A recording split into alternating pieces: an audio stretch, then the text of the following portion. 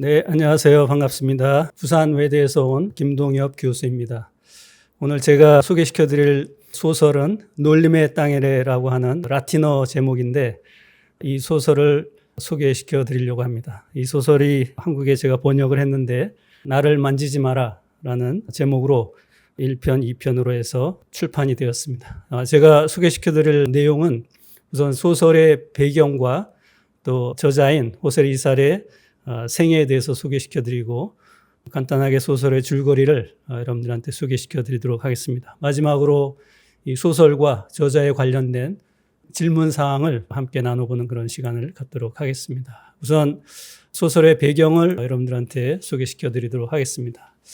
우선 이제 필리핀이라고 하는 나라가 아시는 분들이 대부분일 텐데 일단은 그 나라의 탄생은 식민지로부터 시작이 되었습니다. 여러분들 왼쪽에 지도를 보시면은 세계 지도인데 빨간색으로 이렇게 표시가 되어 있는 것을 볼 수가 있습니다.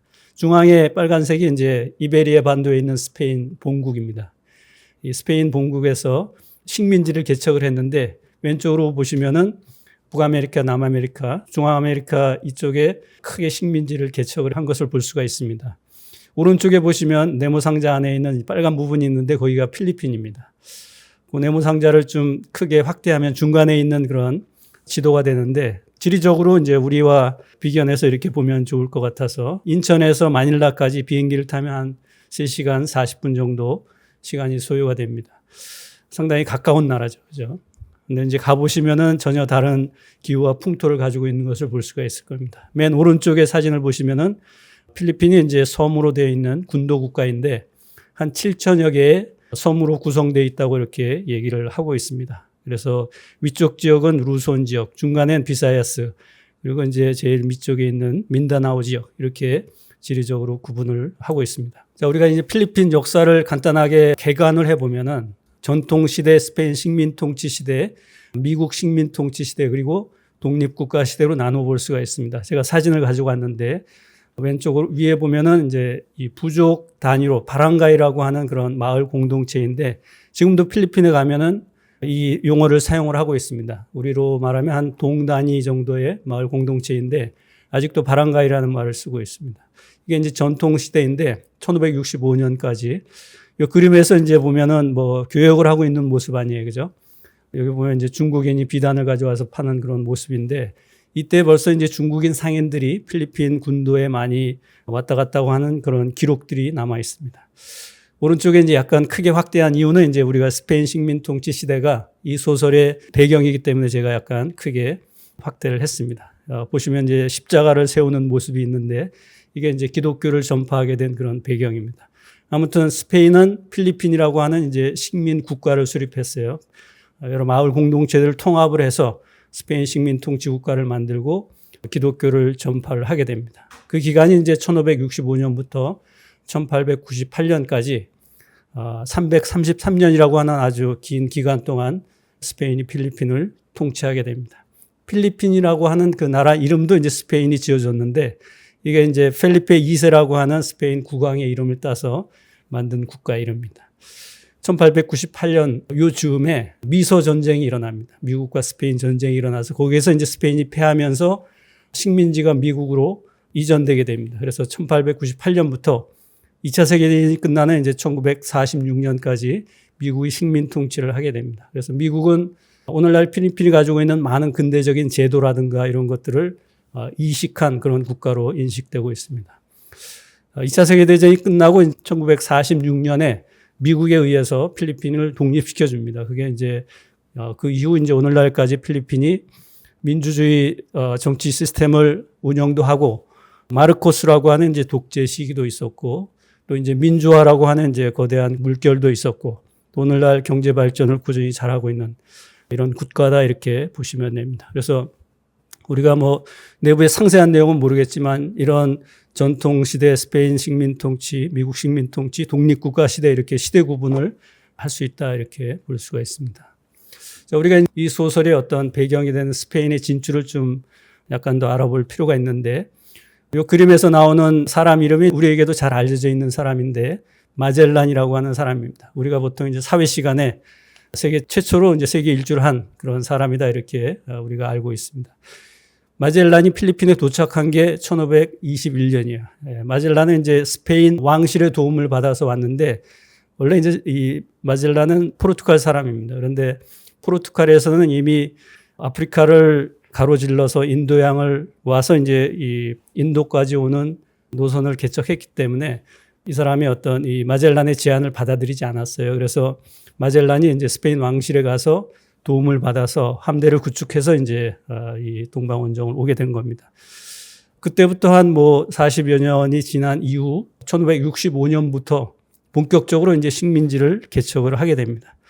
아마도 이렇게 오래 기간이 걸린 이유가 당시에 이제 대부분의 유럽 세력들이 동방에 오고자 한 것은 이제 향신료를 구하기 위해서였는데 사실 필리핀에서는 이제 이렇다 할 향신료가 나지가 않아요. 그래서 아마도 이제 고민을 했을 텐데 또 다른 이제 어떤 기회가 있어서 필리핀을 식민 통치를 하게 됩니다. 그게 이제 이것과 비슷한 어떤 맥락이 와 닿는데 원래 이제 도착한 곳은 지금 세부 중부 지역에 있는 비사야스에 있는 세부 지역이었는데 거기에서 일정 기간 동안 있다가 1571년에 식민지 수도를 오늘날 마닐라로 이전을 합니다. 여기 왼쪽 그림에서 보면 이제 이게 인트라무로스라 해서 인트라라고 하는 것은 안에, 내부 이런 의미고 무로스는 이제 벽입니다. 그래서 벽 안에 이렇게 성체를 구축을 하고 여기에서 주로 이제 스페인 사람들이 당시에 뭐 스페인 사람들이 그렇게 많지 않았어요.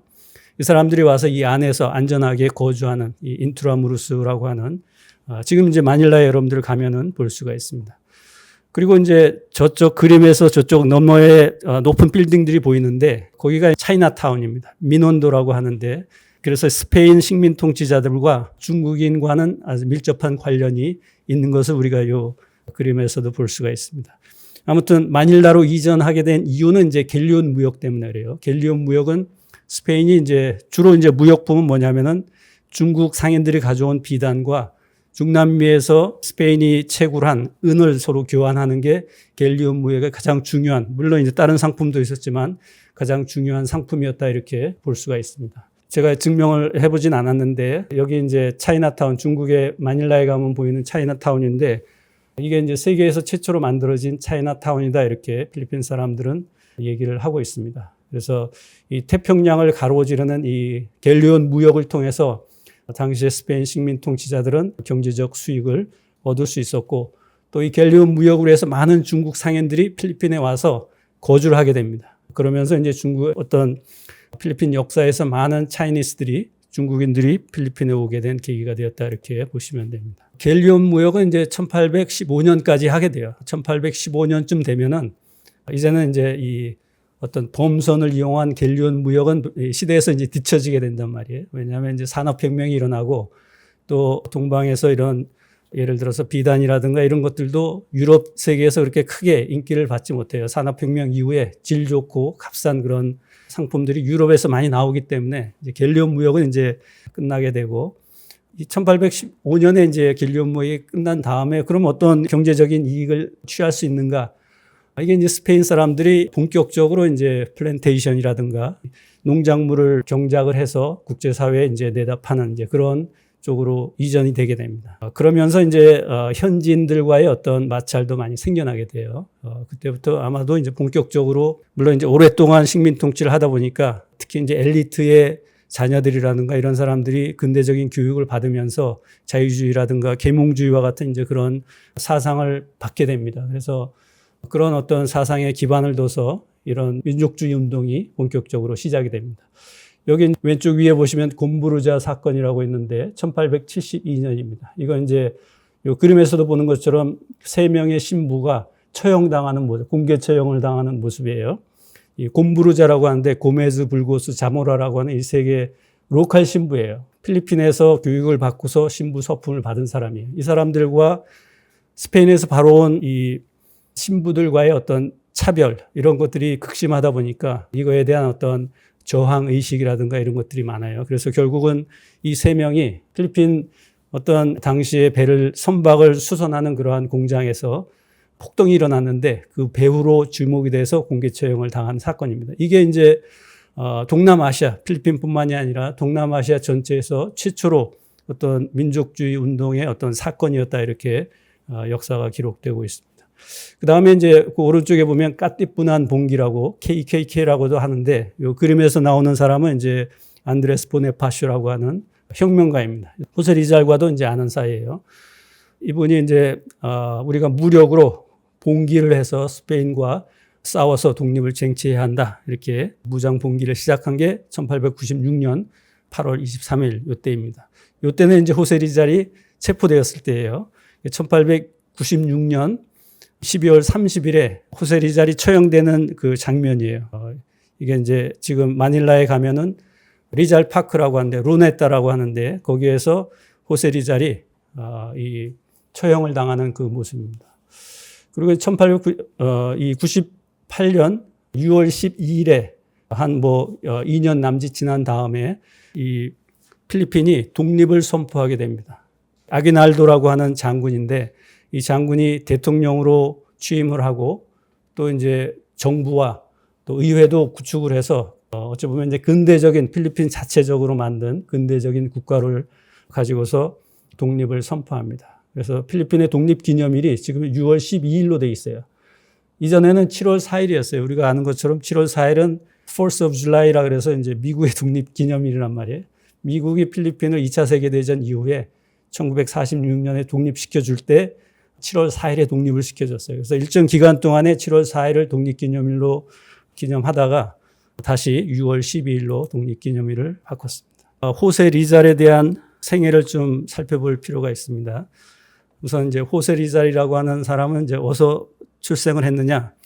라구나주라 그래서 이제 마닐라로 이제 한 2시간 정도 남쪽으로 내려오면은 이 라구나라고 하는 그 호수 옆에 있습니다. 여기가 이제 라구나주인데 여기 이제 깔람바라고 하는 그 지역에서 호세 리잘이 탄생을 했습니다. 여기 이제 그림에서 보시면 양쪽에 부친과 모친의 모습이 보여지고 있습니다. 이남 6녀 중에 7번째로 출생을 했고 리잘의 부모님들은 이제 상당히 유복한 그러한 가정이었다 이렇게 볼 수가 있습니다. 가운데 보시면 이제 호세 리잘의 지금 이제 기념관으로 사용하고 있는데 이 집을 볼 수가 있어요. 이게 이제 필리핀의 전통적인 가옥 구조 중에 하나인데 아래 이제 보시면은 1층은 석조 구조로 되어 있고 이제 2층은 목조 구조로 되어 있어요. 그죠? 그래서 이게 바하이낭 바또라고 이렇게 보통 얘기를 하고 있는데 주로 이제 부유한 사람들의 가옥 구조다 이렇게 보시면 돼요. 일반 평민들의 가옥 구조는 그냥 나무로 기둥을 세우고 이렇게 만든 그런 가옥 구조인데 이런 집에 살았다고 하는 것은 이제 유복한 그런 가정이다 이렇게 볼 수가 있습니다. 호세 리잘은 어찌 보면 이제 천재와 같은 그런 인물이었다 이렇게 볼 수가 있어요. 아주 어려서부터 언어, 문학, 논리, 스포츠 이런 다양한 분야에서 아주 탁월한 능력을 보여주었다 이렇게 기록되고 있습니다. 1861년 6월 19일이 이제 호세 리잘의 출생일로 되어 있습니다. 호세 리잘이 이제 10대에 접어들면서 마닐라로 유학을 합니다. 마닐라에 가서 거기에 있는 학교들에서 이제 교육을 받게 되는데 아테네오 대학과 산토 토마스 두 개의 대학에서 이제 수학을 하게 됩니다.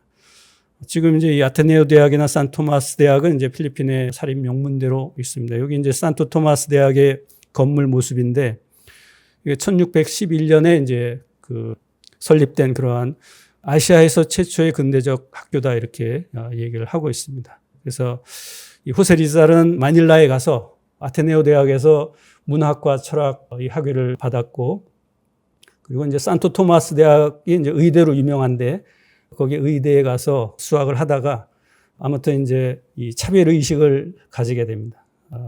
이 스페인 학생들과 현지 학생들, 그 현지 학생들도 일반 사람들은 아니겠죠. 대부분 엘리트 가문의 자제들일 텐데 이런 차별 의식을 경험을 하면서 갈등을 하다가 결국은 이제 여기서 수업을 다 마치지 못하고 유럽으로 이제 유학을 떠나게 됩니다. 1882년에 여기 이제 왼쪽 사진에 보면 이제 이 파시아노 리잘이라고 하는 사람들의 형입니다. 이 형이 요 밑에 보면 리볼루셔너리 제너럴이라고 그랬잖아요. 그죠? 그래서 이 파시아노의 어떤 영향도 많이 호세 리잘이 받은 것 같아요. 이 형이 이제 도움을 줘서 부모님한테 알리지 않고 21세 때 스페인 유학을 떠나게 됩니다. 그래서 스페인에 가서 센트랄 마드리드 대학교에서 의사 학위를 받게 됩니다. 의사 학위를 받으면서도 여러 가지 문학이나 철학과 같은 공부들도 이제 많이 하게 됩니다. 이 시기에도 호세리잘이 이 본국에 대한 어떤 현실, 식민지 현실을 알리기 위한 여러 가지 신문 칼럼을 쓴다든가 여러 가지 활동을 많이 해요. 그러다가 이제 그런 활동들이 큰 반향을 일으키지 못하면서 호세리잘이 이제 소설을 우리 좀 더 파급력이 있을 수 있는 소설을 한번 써보자 해서 시작한 소설이 놀림의 땅에라고 하는 소설입니다. 스페인어로 이제 쓰여졌죠, 원본은. 학위를 마친 이후에 호세리잘은 바로 귀국하지 않고 이제 유럽의 일정 지역에서 거주를 하게 됩니다. 이게 85년부터 87년까지인데, 파리에서 일정 기간 동안에 여기 이제 보조 의사로서 이제 근무를 하기도 했고, 독일에 가서 하이델베르크와 베를린 시기에 여러 가지 이제 학문적인 활동들을 많이 합니다. 인류학회 회원으로 활동도 하고, 여러 분야에 뭐 의학, 과학, 미술, 조각, 시, 소설, 역사학, 경제학, 이 다양한 분야에서 탁월한 능력을 보여주게 됩니다. 이 시기에 1887년에 베를린에서 놀림의 땅에를 탈구를 하고 거기에서 이제 출판을 하게 됩니다. 그래서 이 시기가 대학에서 공부를 마친 이후에 유럽에서 생활하던 그 시기였다 이렇게 볼 수가 있습니다. 1887년부터 1888년까지 짧은 기간 동안이긴 하지만 호세리잘이 이제 귀국을 하게 됩니다. 사실은 이제 이 소설이 여러 가지 반향을 일으켜요. 그래서 이 소설의 내용이 너무나 이 스페인 특히 이제 당시의 기독교계를 어찌 보면은 이제 아주 악하게 이렇게 표현한 그러한 소설이었기 때문에 이 호세리잘에 대한 어떤 경계심이 상당히 많았어요. 그래서 주위에 많은 친구들이 귀국하면 위험하다 이런 얘기를 많이 했습니다. 그런데 귀국을 하게 된 계기는 당시에는 편지였겠죠. 편지나 정보를 통해서 어머니가 눈병에 걸렸다는 그런 소식을 듣게 됩니다. 그래서 자칫하면 이제 시기를 놓치면은 실명을 할 그런 위기에 있다 이런 소식을 접하게 됩니다. 호세리잘이 이제 의학을 공부했다 그랬죠, 그죠? 근데 그 전공 과목이 안과였어요. 안과 의사란 말이에요. 그 자신이 안과 의사인데 어머니가 눈이 아파서 실명을 하게 됐으니까 아무리 위험하다 하더라도 결국은 이제 귀국하기로 결심을 합니다. 그래서 1887년에 이제 귀국을 해서 어머니 눈도 치료하고 또 이제 주변에 많은 사람들의 어떤 눈을 치료를 해줍니다. 그래서 이제 독일에서 온 의사다라고 하는 그런 칭호를 받게 됩니다. 그것뿐만이 아니라 이제 주변의 어떤 사회적인 운동에도 관여를 하게 되는데 여기 보면 이 지주에 의해서 농지 임대료 인상에 항의하는 소작농들의 시위를 이제 주도했다 뭐 이런 기록도 남아 있습니다. 그러다 보니까 당시에 스페인 식민 통치자들이 호세리잘을 이제 좋게 보진 않았겠죠. 그래서 결국은 이제 압력을 가해서 다시 이제 출국을 하도록 이렇게 유도를 합니다. 그래서 호세리잘은 다시 1888년에 영국으로 출국을 합니다. 그래서 유럽 각지를 이제 유랑을 하면서 여러 친구도 사귀고 또 이제 이 시기에 가장 중요한 게 뭐냐면 여기 또 다른 이제 어찌 보면은 놀림의 땅일의 후속편이라고 할 수 있는 엘 필리버스 테리시모라고 하는 이제 편리하게 이렇게 번역을 하면 폭로자 이렇게 얘기를 할 수가 있습니다.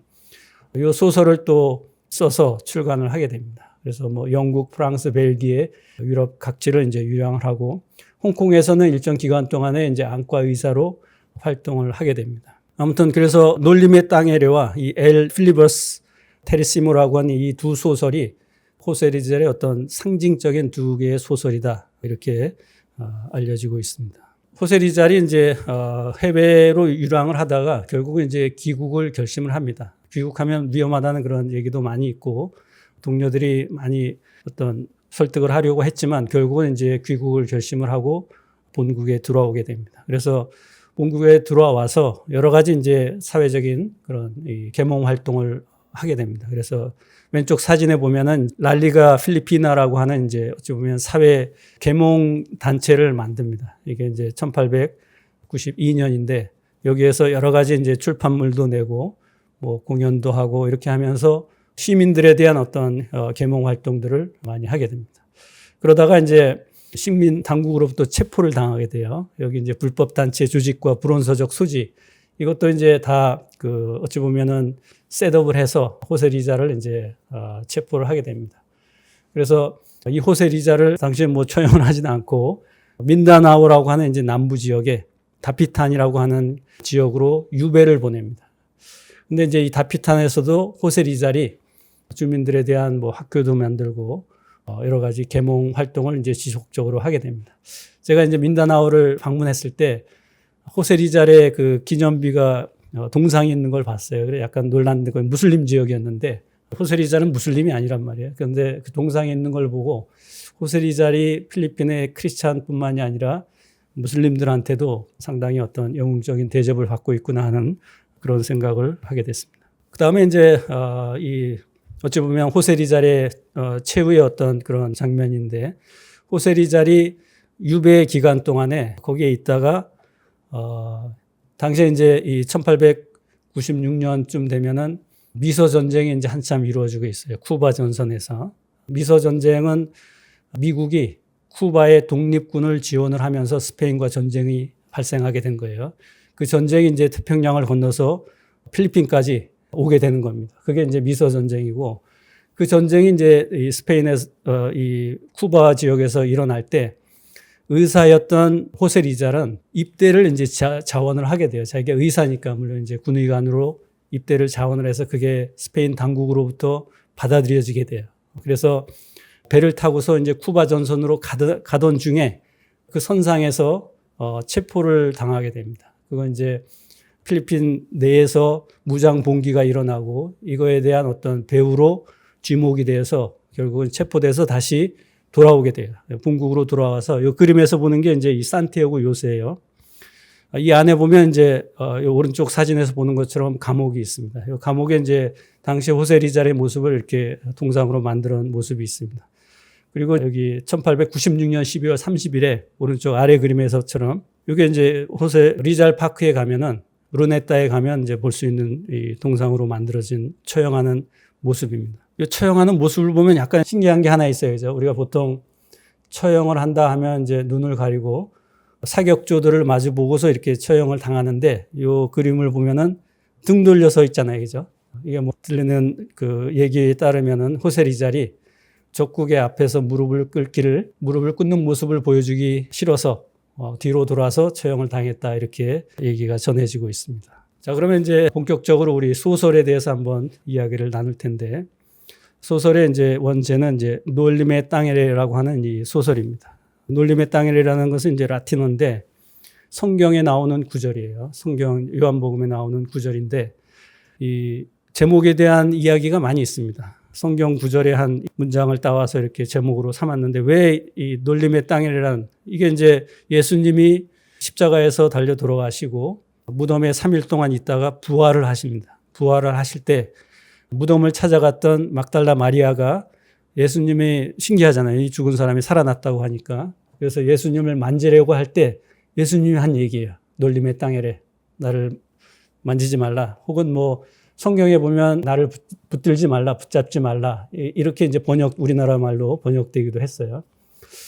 그럼 왜 이 소설의 이름을 이렇게 나를 붙들지 말라라고 했느냐. 요거에 대한 이제 명확한 스토리는 없어요. 그리고 이게 영어로 번역을 할 때, 물론 이제 놀림의 땅에 do not touch me라고 이제 번역을 하는데, 뭐 이 social cancer 이렇게 이제 영어본은 많이 번역이 되어 있습니다. 그래서 호세리잘이 이제 이 소설에 대해서 얘기를 하면서 다른 글에 편지라든가 이런 서신에서 어떤 필리핀 사회에 너무나 이 사회적 암이 심각해서 이걸 조금이라도 건드리면은 터져버릴 것 같은 이제 그런 어떤 상황을 묘사한 게 아니냐 이렇게 얘기를 하고 있습니다. 자, 그러면 이제 소설의 줄거리를 스포일하지 않은 범위 내에서 말씀을 드리면은 왼쪽에 1, 2, 3, 4번이 있습니다. 1번에 보면 이제 파티라고 하는데 소설의 이제 첫 장면이 파티로부터 시작이 됩니다. 여기 이제 중간에 이 이베라 크리소스토모라고 하는 주인공이 있고 그 옆에 이제 마리아 클라라라고 하는 이제 여성이 있습니다. 이 둘은 이제 연인 관계예요. 이게 러브라인이 둘인데 이 파티 장면 어떤 파티 장면이냐면은 마리아 클라라 오른쪽에 위에 보면 이제 카피탄 티아고라고 있어요. 여기서 카피탄은 캡틴이에요. 영어로 말하는 캡틴이에요. 이게 이제 예를 들어서 시장 뭐 이렇게 번역을 하면 좋습니다. 당시에 이제 조그만 마을의 장을 이제 카피탄. 지금도 이제 캡틴이란 말을 많이 써요. 필리핀에서. 아버지인데 그리고 그 옆에 보면 돈 라파엘이라고 하는 사람은 이베라의 아버지입니다. 근데 이제 이 두 분은 서로 잘 아는 사이고 이 어려서부터 이 이베라와 마리아 클라라는 서로 친구 사이고 그래서 유학을 떠나기 전에 둘이 이제 정혼을 했어요. 약혼을 한 거죠. 약혼을 해서 유학하고 돌아오면 이제 결혼을 할 것이다. 이렇게 다들 알고 있는 그런 장면인데 유학 생활이 한 7년 지나서 이제 장성했죠. 어른이 돼서 돌아오는 그런 어떤 그 파티를 만든 그런 장면이었습니다. 여기에 뭐 많은 사람들이 모여서 서로 얘기를 하는데 이 파티가 이제 끝날 무렵에 끝나고서 나가다가 어떤 군인으로부터 이 돈 라파엘이라고 하는 자기 아버지의 죽음에 대한 사실을 이제 이 이베라가 듣게 돼요. 아주 어떤 음모에 걸려들어서 감옥에서 죽게 되고 그리고 기독교 무덤에 묻혔는데 결국은 어떤 이 교계에서 압력을 가해서 파묘를 하고 그 시신이 결국은 이제 이 호수에 던져지게 되는 아주 비참한 그런 어떤 자기 아버지에 대한 그런 얘기를 이제 듣게 됩니다. 이제 무덤에 찾아가게 되는데 이베라가 여기에서 이제 상당히 많은 그 생각과 이런 것들이 이제 전개됩니다. 소설 내에서. 그럼에도 불구하고 이제 이베라는 이 어떤 개혁을 또 계몽을 중요하게 생각을 해요. 그래서 아버지에 대한 그런 비참한 과거를 묻어두고 학교를 세운다든가 이렇게 해서 사회를 개혁하려고 하는 그러한 이제 활동을 하게 됩니다. 그런 과정에 이베라의 왼쪽에 있는 엘리아스라고 하는 이 사람은 이제 어떤 리볼루셔너리라고 보면 돼요. 약간 신비로운 사람이고 또 이제 무력 투쟁을 하는 그런 조직의 일원이다 이렇게 이제 보시면 되는데 어떻게 이제 알게 돼서 서로 이제 친분을 갖게 됩니다. 그리고 나중에 이베라를 구해주는 사람도 이제 이 엘리아스인데 그 이제 분노라고 하는 장면이 나오게 되는데 여기 이제 왼쪽에 있는 사람은 이베라고 오른쪽에 당하는 사람은 다마소 신부라고 하는 사람입니다. 근데 이 다마소 신부가 다마소 신부가 이베라의 아버지에 대한 모욕적인 언급을 하게 돼요. 아까 이제 어떤 음모가 있어서 돈 라파엘이 죽었다고 했는데 사실은 그 음모의 중심에는 이 다마소 신부가 있었어요. 다마소 신부가 돈 라파엘이라고 하는 사람이 약간 사상적으로 진보적이고 또 사회적인 운동도 하고 또 많은 사람들로부터 존경을 받고 뭐 이러한 어떤 배경을 가지고 있는 사람인데 결국은 이제 이 어떤 사건에 연루시켜서 감옥에서 죽게 만들고 또 파묘를 지시한 것도 다마소 신부였단 말이에요. 그러니까 이 다마소 신부는 이베라에 대한 어떤 좋지 않은 그런 감정을 계속 가지고 있습니다. 나중에 이제 그 이유가 나타나게 되는데 아무튼 이 분노를 통해서 이 이베라가 다마소 신부를 멱살을 잡고 칼로 죽이려고까지 이렇게 그런 상황까지 이어지게 됩니다. 아무튼 뭐 죽이진 않았는데 결국은 이 사건을 통해서 이베라는 교계에서 파문을 당하게 돼요. 기독교 국가에서 이 파문을 당한다고 하는 것은 엄청나게 큰 일인데 당시 이제 이베라가 총독하고의 어떤 친분이라든가 이런 걸 통해서 결국은 이제 파문은 면하게 돼요. 그런데 이제 오른쪽 음모로 이제 마지막 그 소설의 마지막으로 가게 되면 음모가 나오는데 여기 이제 위에 보면 살비 신부라고 하는 산티아고라고 하는 그 마을의 이 주 신부인데 과거에 이 다마소가 거기에 신부였어요. 이 살비 신부가 약간 어찌 보면은 폭동을 선동하는 무력 폭동을 스스로가 만들어서 그 배후에 이베라가 있는 것처럼 이렇게 꾸밉니다. 그래서 그 음모로 이 군부대를 습격한다든가 이제 이런 사건을 일으켜서 결국은 이제 이베라가 배후자로 해서 체포가 됩니다. 체포되어서 재판을 받는데 재판을 받으면서 이베라의 어떤 결정적인 증거를 제공하는 게 마리아 클라라예요. 이게 이제 뭐 의도한 건 아니지만 결국은 마리아 클라라가 제공한 어떤 서신, 편지 때문에 이베라가 궁지에 몰려서 결국은 이제 뭐 계속 지속됐으면 처형을 당하는 이제 그러한 상황까지 가게 됩니다. 그러니까 이 두 연인 간의 어떤 관계가 어렵게 된 그런 이유인데 그 이유는 왜 또 그러냐면은 마리아 클라라가 출생의 비밀이 있어요. 신부와 관련된 출생의 비밀이 있어서 이것이 세상에 알려지는 것이 너무나 두려워서 결국은 이제 그런 사건에 되게 됩니다. 결국은 이 이베라는 감옥에서 아마도 이제 죽는 날을 기다리고 있다가 엘리아스에 의해서 도망할 수 있게 돼요. 탈옥을 하게 됩니다. 탈옥을 해서 이제 두 명이 배를 타고 가다가 결국은 이제 이베라를 살리기 위해서 엘리아스가 스스로가 이제 희생을 당하게 돼요.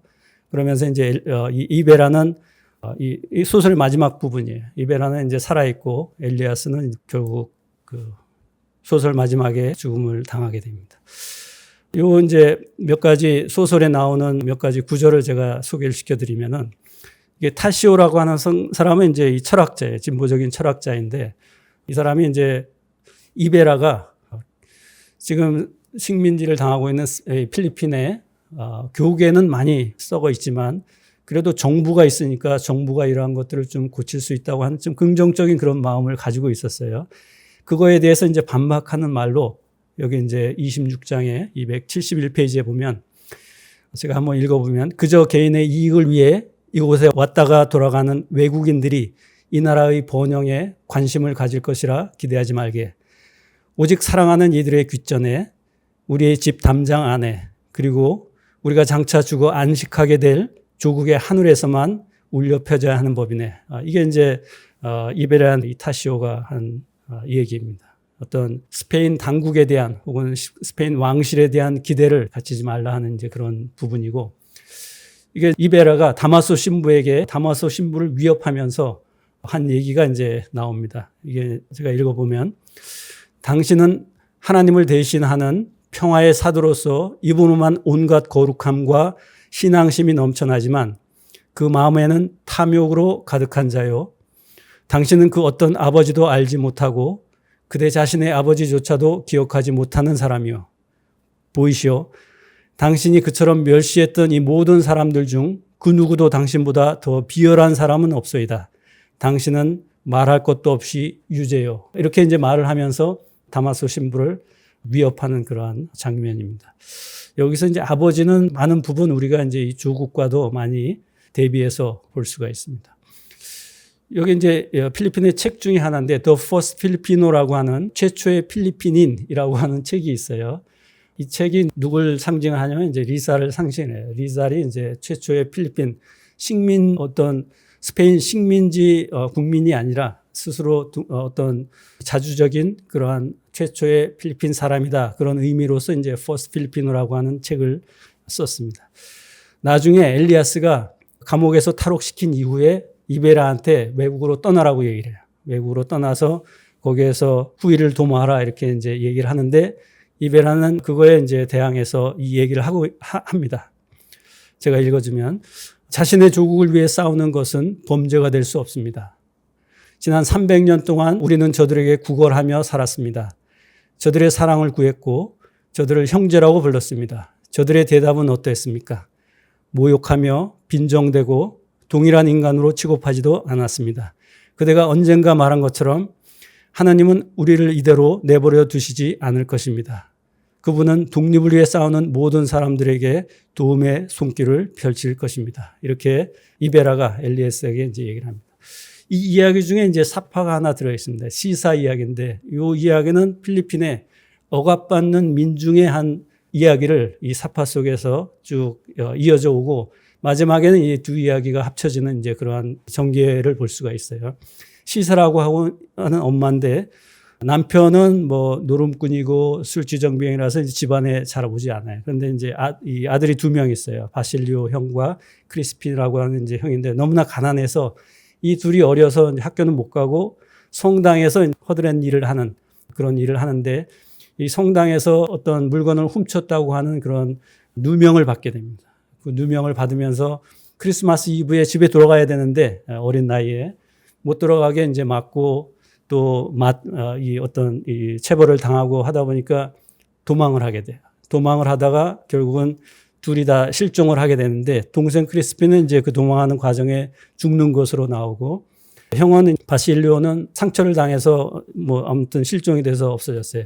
이런 충격으로 엄마가 이제 실성을 하게 돼요. 이 실성을 하면서 소설에 이제 쭉 전개되는 내용을 보면 곳곳에 나타나요. 나타나서 이 실성한 모습으로 그 사람들을 만나고 어떤 이야기에 끼어드는 이제 그런 모습들을 볼 수가 있습니다. 여기 4번에 이제 재회인데 바실리오가 이제 상처에서 회복이 돼서 엄마를 만나러 가야 되겠다고 이제 돌아오는데 이 엄마에 대한 소문을 들어보니까 실성을 한 거예요. 그래서 막 마을을 돌아다니는데 그걸 찾다가 결국 만나게 되는데 그 만나는 순간이 결국은 엄마가 죽음에 이르는 그 순간이에요. 이 그림에서 재회 그림에서 뒤에 보는 사람은 누구냐면은 엘리아스예요. 엘리아스가 이베라하고 같이 배를 타고서 가다가 이베라를 살리기 위해서 스스로가 호수에 뛰어들어서 결국은 총탄에 맞아서 거의 죽을 순간에 이렇게 돌아오는 그런 모습입니다. 그래서 결국은 이 모습에서 마지막 장면에서는 이 엄마 시사와 엘리아스가 죽는 것으로서 이 소설이 마무리되게 됩니다. 자, 우리가 이제 이 소설에 대해서 한두 가지 질문을 해보면은 왜 우리가 이 소설을 읽어야 하는가? 여기 이제 왼쪽에 그림에 보면 이제 영화의 장면입니다. 이 소설은 이야기가 탄탄해서 많은 사람들이 재미있게 읽을 수가 있어요. 그리고 영화라든가 드라마라든가 많은 그런 저작물이 있는데 필리핀에서 각종 상을 수상한 그러한 어떤 스토리가 탄탄한 그러한 내용이다 이렇게 볼 수가 있습니다. 또 교육적이라고 볼 수가 있는데 우리가 동남아시아는 이제 거의 뭐 300년, 길게는 400년 정도 유럽의 식민 통치를 당했는데 그 역사에 대한 우리가 어떤 그 인식을 가질 수 있는 교육적인 그런 내용들이 많이 있다 이렇게 볼 수가 있어요. 그 다음에 유익하다. 이건 어떤 의미냐면은 소설이 좀 뭐 스페인 식민 통치 시대이긴 하지만 소설에 나오는 여러 장면, 예를 들어서 뭐 이 콕파이팅이라 그래서 이 닭싸움하는 장면, 축제하는 장면 이런 것들은 지금 모습은 조금 바뀌었지만 오늘날 필리핀 사회에서 많이 볼 수가 있어요. 또 여기 나오는 인물들에 대한 그런 묘사가 많이 나오는데 이것도 우리가 필리핀 사람들을 대하면서 비슷한 그런 소설의 이 인물과 비슷하구나 이렇게 생각할 수 있는 부분들이 많이 있어요. 그래서 우리가 필리핀을 아는데 필리핀 사람들을 이해하고 아는데 상당히 유익한 그러한 소설이다. 이래서 볼 수가 있습니다. 여기 이제 원본인 놀림의 땅이가 있고 왼쪽에 이제 논리라고 하는 이제 이 책이 있는데 이 책이 이제 영어로 번역된 거예요. 영어로 번역돼서 제일 많이 읽히는 번역본이다 볼 수가 있습니다. 그래서 우리나라에 번역된 나를 만지지 마라는 영어본을 번역한 그러한 내용입니다.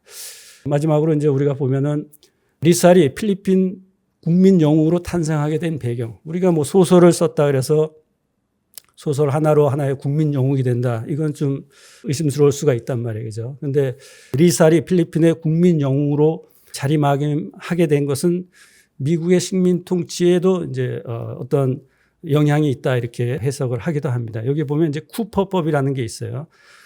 식민 통치가 스페인으로부터 미국으로 넘어가면서 아까 이제 그 역사를 보면서 보셨겠지만 필리핀은 이미 독립선언을 했어요. 정부도 구성을 하고 독립군을 중심으로 해서. 그런데 이제 새로운 식민 통치자가 오니까 그걸 받아들일 수가 없단 말이에요.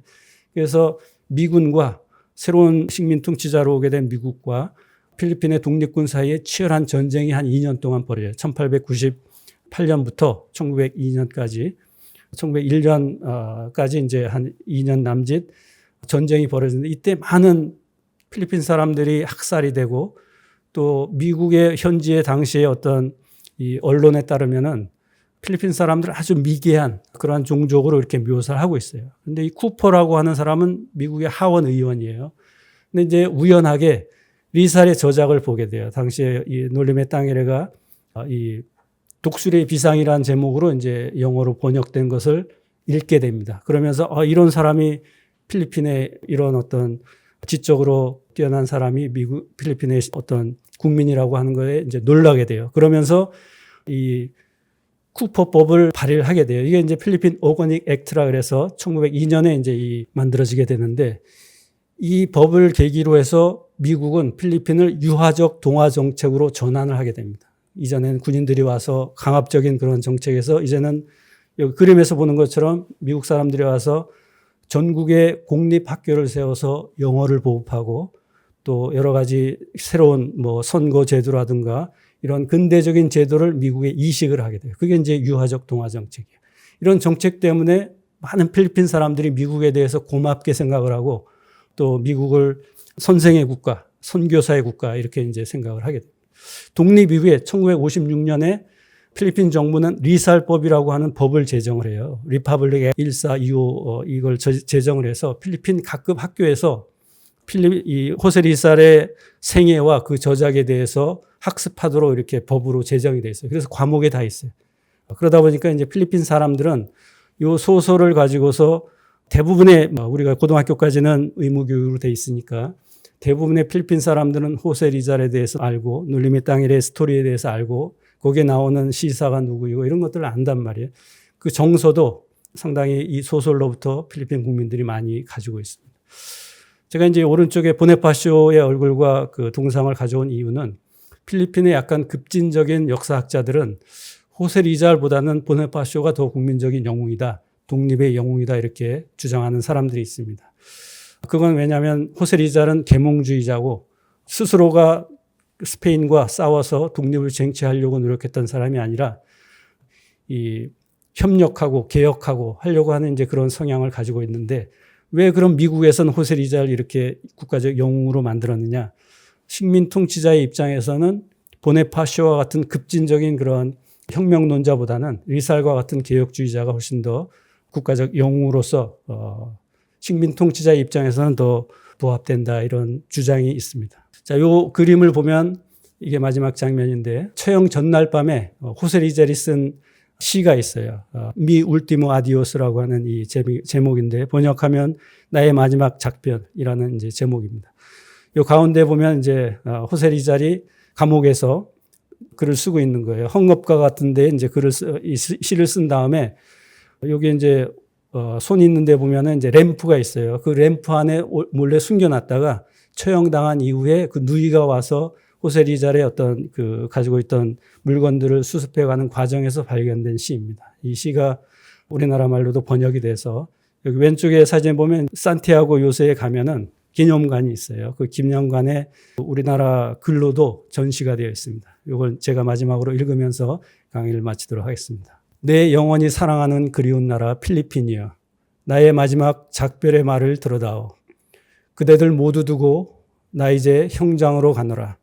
내 부모 사랑하는 이들이여, 저기 노예도 수탈도 억압도 사형과 처형도 없는 곳, 누구도 나의 믿음과 사랑을 사멸할 수 없는 곳, 하늘나라로 나는 가노라. 이게 이제 시의 일부분입니다. 이 그림은 필리핀 마닐라에 있는 리잘 파크의 루네타의 기념비입니다. 이 기념비 아래 호세 리잘의 시신이 묻혀 있다고 이렇게 전해지고 있습니다.